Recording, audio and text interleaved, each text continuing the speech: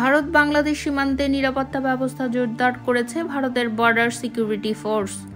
ANI বুধবার এক প্রতিবেদনে এ তথ্য জানিয়েছে। সম্প্রতি বাংলাদেশে সহিংসতা ও অস্থিতিশীলতার কারণে উত্তেজনা বৃদ্ধির প্রতিক্রিয়াস্বরূপ এই সতর্কতামূলক ব্যবস্থা গৃহীত হয়েছে উল্লেখ করে প্রতিবেদনে বলা হয়েছে, অবস্থা আরও সংকটময় হয়ে ওঠে গত 2 ডিসেম্বর আগরতলায় বাংলাদেশের উপ হাইকমিশনের কার্যালয়ে ঘটে যাওয়া একটি ঘটনার পর। সেই ঘটনা ভারতের ত্রিপুরা রাজ্যে উদ্বেগ বাড়িয়েছে। 3 দিক দিয়ে বাংলাদেশ বেষ্টিত ত্রিপুরা ভৌগোলিক নৈকট্য ও সাংস্কৃতিক সম্পর্কের কারণে এই পরিস্থিতিতে বিশেষভাবে সংবেদনশীল। গণমাধ্যমটি আরও বলেছে, ভারতের সীমান্তে টহল ও নজরদারি বাড়ানো হয়েছে।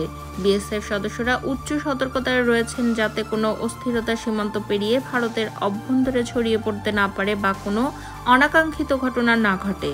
বিএসএফের second in command Rajesh Kumar Lange জানান, পরিস্থিতি সামাল দিতে অতিরিক্ত সদস্য মোতায়েন করা হয়েছে। রাজেশ বলেন, বাংলাদেশের বর্তমান পরিস্থিতি বিবেচনায় বিএসএফ আরও সতর্ক অবস্থানে রয়েছে যাতে ভারতের সীমান্ত আরও সুরক্ষিত থাকে।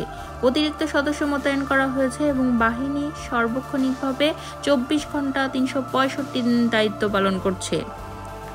প্রতিটি সদস্য সতর্কতার সঙ্গে তাদের দায়িত্ব পালন করে, যে কোনো পরিস্থিতি মোকাবেলায় প্রস্তুত। এখন পর্যন্ত এমন কোনো পরিস্থিতি হয়নি যা বিএসএফ সামলাতে পারেনি।